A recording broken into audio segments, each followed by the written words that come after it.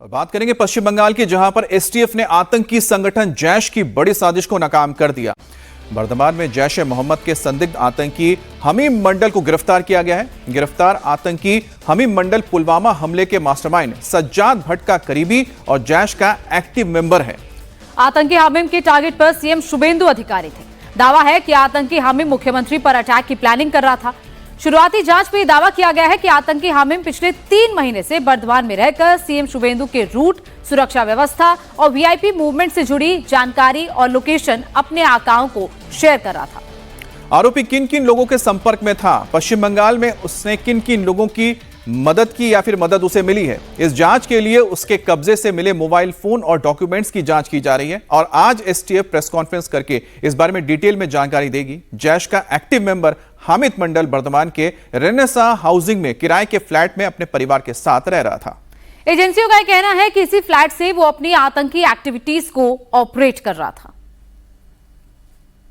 पश्चिम बंगाल के बर्धमान में ये वही टाउनशिप है जिस टाउनशिप में हमीम मंडल पिछले 2-3 महीना पहले किराए के फ्लैट में रहता था। और ये वही फ्लैट है जिस फ्लैट में इस वक्त नाम लिखा हुआ है एकता मेहरा। इसी एकता मेहरा नाम के किसी महिला के से ये फ्लैट किराए में लिया था हमीम मंडल, और अपने परिवार के साथ वो यहाँ पर रहता था। हमीम मंडल के बारे में जो सूत्रों के हवाले से जो खबर मिल पा रहा है कि ये सज्जाद भट्ट यानी कि पुलवामा अटैक के मास्टरमाइंड जो है उनका काफी करीबी था।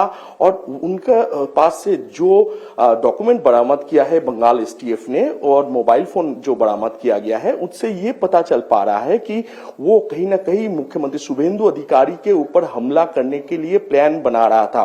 तो बंगाल एसटीएफ ने कल इस हाउसिंग कॉम्प्लेक्स में पहुंचा और पहुंचते हुए वो जब जिम पे थे, उस जिम से उन्हें गिरफ्तार कर लिया गया और उसके बाद उनके घर पे उनको लाया गया। और घर पे लाने के बाद लगातार पूछताछ किया गया और पूछताछ के बाद ये सामने आया कि ये हमीम मंडल जो है, ये हमीम मंडल आतंकी संगठन जैश ए मोहम्मद के साथ जुड़ा हुआ है। और इतना ही नहीं, वो सज्जाद भट्ट यानी कि पुलवामा अटैक में के मास्टरमाइंड के साथ भी वो काफी करीबी था।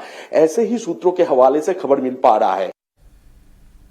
पश्चिम बंगाल के सीएम शुभेंदु अधिकारी ने कहा कि बंगाल से जैश ए मोहम्मद के आतंकी का पकड़ा जाना एक बहुत ही गंभीर मामला है।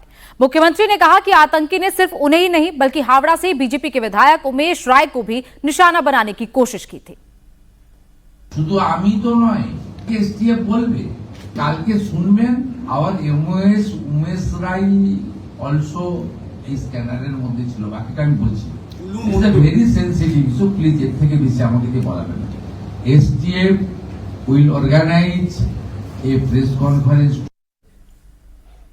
और पश्चिम बंगाल में विपक्ष के नेता रितुब्रतो बैनर्जी ने कहा है कि यह बहुत ही गंभीर मामला है। इस बात की जांच करनी पड़ेगी कि आतंकी हमीम कितने समय से यहां से ऑपरेट कर रहा था। रितुब्रतो बैनर्जी ने कहा है कि मुख्यमंत्री की सुरक्षा का सवाल, ऐसे में जरूरत पड़ने पर सेंट्रल एजेंसी की अगर मदद लेनी पड़े तो लेनी चाहिए। बहुत ही सीरियस मुद्दा है, क्योंकि जितना मालूम हुआ है एसटीएफ अरेस्ट किए हैं ये टेररिस्ट को, जैश ए मोहम्मद के साथ जुड़े हुए हैं और रेनेसा में रह रहे थे।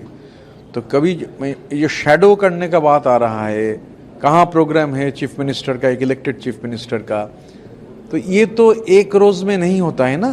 तो ये तो पता करना पड़ेगा ये कितना दिन से यहाँ ऑपरेट कर रहा था। तो बहुत ही सीरियस मुद्दा है। हम लोग उम्मीद करते हैं एसटीएफ पूरा इसका जड़ तक जाएगा। अगर ज़रूरत पड़े चीफ मिनिस्टर का सिक्योरिटी का सवाल है तो सेंट्रल एजेंसीज जो एनआईए जैसे एजेंसीज, उन लोगों का भी मदद लेना चाहिए।